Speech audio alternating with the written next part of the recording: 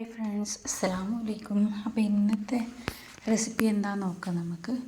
ഇന്ന് നല്ല കപ്പയും ബീഫുമാണ് കേട്ടോ, കപ്പ ബിരിയാണി.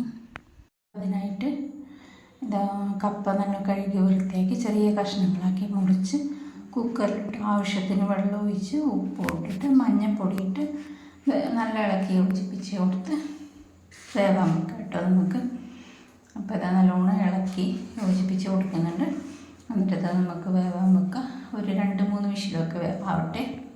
എന്നിട്ട് വേറൊരു കുക്കർ അടുപ്പത്ത് വെച്ചിട്ട് അതിൽ 2 സ്പൂൺ വെളിച്ചെണ്ണ ഒഴിച്ച് കൊടുക്കാം.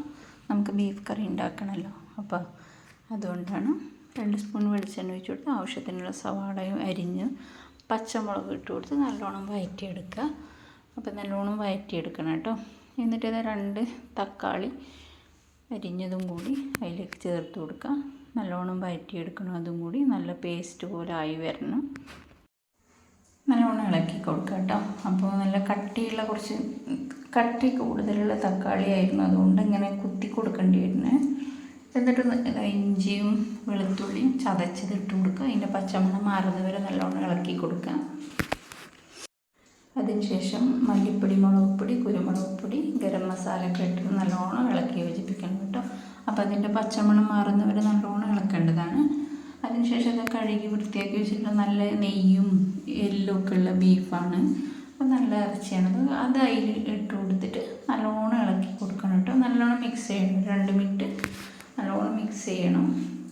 ഇതേപോലെ ഇളക്കി യോജിപ്പിച്ച് കൊടുക്കണം. അപ്പോൾ നല്ലോണം ഇളക്കി യോജിപ്പിച്ച് ഉപ്പും ഇട്ടിട്ട് ആവശ്യത്തിനുള്ള ഉപ്പും ഇട്ട് നല്ലോണം ഇളക്കി ആവശ്യത്തിനുള്ള വെള്ളം ഒഴിച്ച് ഇതൊന്ന് അടച്ച് വെക്കാം. അപ്പോൾ 5-6 വിഷിലൊക്കെ ആവണം. അപ്പോൾ നല്ല വെന്ത് കിട്ടുള്ളൂ. അപ്പോൾ ഇതുപോലെ നല്ലോണം ഒന്ന് ഇളക്കിയിട്ട് നമുക്ക് അടച്ച് വെക്കാം കേട്ടോ. അപ്പോൾ വിഷിൽ വരട്ടെ.